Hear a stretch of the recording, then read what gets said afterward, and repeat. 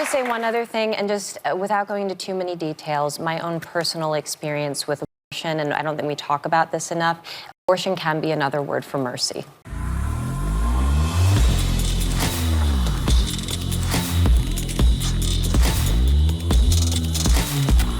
This video is brought to you by The Officer Tatum Store. The Officer Tatum Store. Get the merch link in the description section. Ladies and gentlemen, $5 shirts, $10 hoodies. Click at the tab at the top.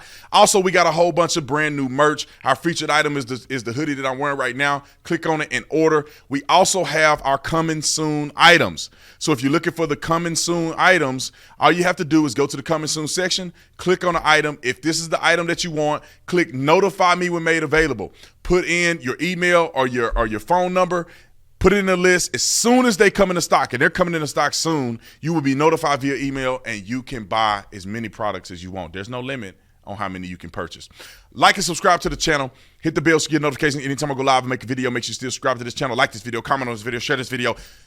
Let's get into this. Ladies and gentlemen, the passion is within me because I believe that God has called me to do something spectacular. And I'm not the only one. Every single person that's under the sound of my voice, God has called you to do something in this season. This is our time. I will tell everybody that's listening, you should have a smile on your face.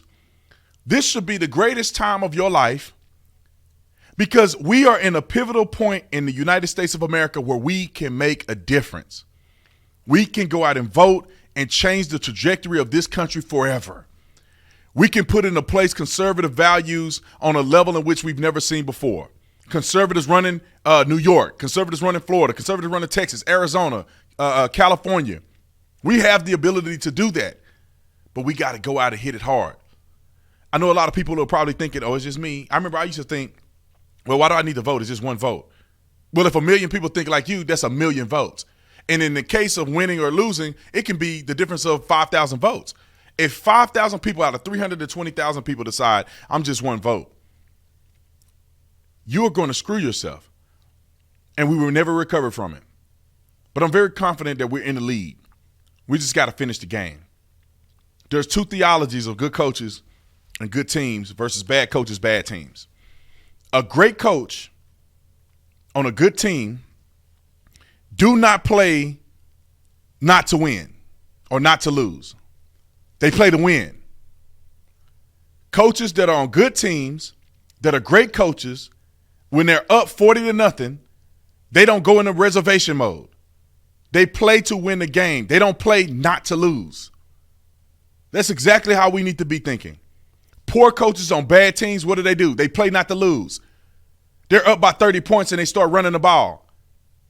They get away from the game plan. They let off the throttle. And they allow the other team to come back. Good teams don't do that. Good teams, when you down, they put their foot on your neck and it's over for you.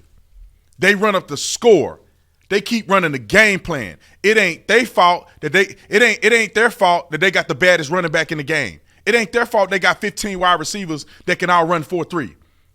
It ain't their fault that their backup quarterback is just that good. They gonna still throw touchdowns. Look at Alabama. Look at Georgia. They throwing touchdowns in the fourth quarter, up by 60. That's what good teams, good coaches do, is they run it up. And we are like that good team. We are the good team of the Republican Party, of the conservative movement. It ain't our fault that they got bad candidates. It ain't our fault that they suck. They have no mission, no message. It ain't our fault that Looney Tune people are running their party and saying outlandish things, telling you that a 7-year-old should be able to transition. You know how demonic that is. It ain't our fault that they don't believe in God and they don't have the grace of God upon them. They are the ones out here killing themselves because they don't have a center point in which they can draw from like we do. It ain't my fault. It ain't our fault that we understand that police are invaluable in our communities. That's why our communities are safe and theirs are going to hell. It ain't our fault. Y'all dumb enough to defund the police. It's not our fault that y'all still pushing abortion, knowing that goes against God. Knowing that you're destroying young women every single day for telling them that abortion is fine. It had just happened, and I think about it all the time. I think we all think about it all the time, yeah. And what its implications are, and what it means to live in a country that puts us in this position. Again, Again. Yeah. Again. And so if I were to play that role nowadays, I couldn't take that for granted. I couldn't take that freedom for granted, the freedom of choice. And by the way, this is not a moral conversation about abortion. Right. This is a practical conversation about women's rights. And by the way, human rights, because women's rights are human rights. And the freedom that we all need to be able to choose and build our lives and have access to excellent health care. May I just say one other thing, and just without going into too many details, my own personal experience with abortion, and I don't think we talk about this enough, abortion can be another word for mercy. It's a woman's right. Why would you want a woman to go through that? Why would you want a woman to kill her child? They don't prepare you for what's going to happen to you after you have the abortion. You ain't finna be okay. It's not just a clump of cells, sweetheart. That's not what you're going to feel. There's a connection between a baby and a mother. There is a spiritual connection. There is a human bond that's unmatchable by any other relationship that you will ever have in your life.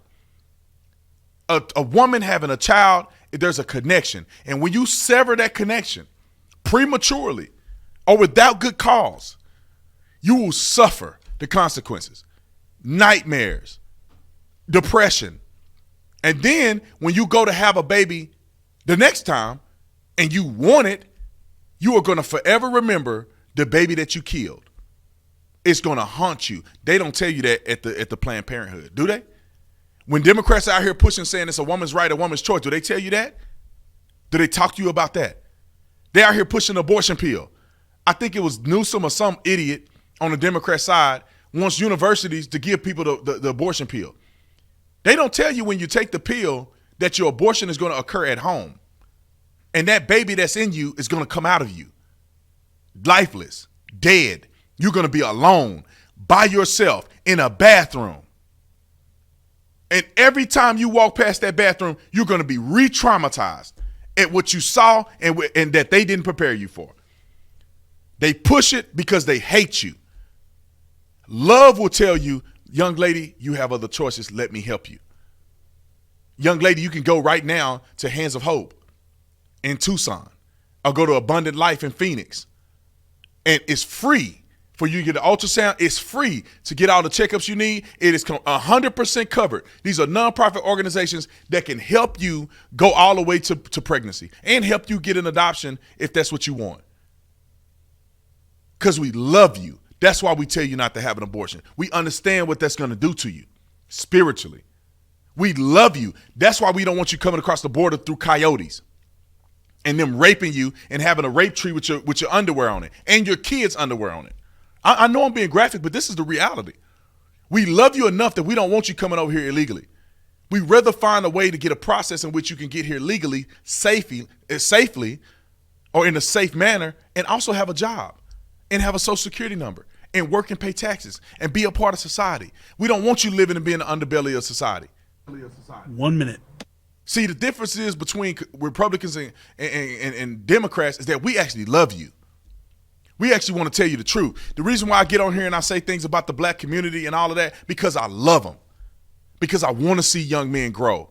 I want to see people make a difference in this country. I don't want to see you live with hatred in your heart because they're telling you the white man hates you.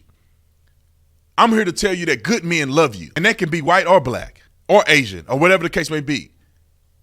Why live thinking that the glass is half empty when you got a full glass and it's running over? All right, ladies and gentlemen, I'm running out of time. Y'all hold the phone. I'll be back after the break.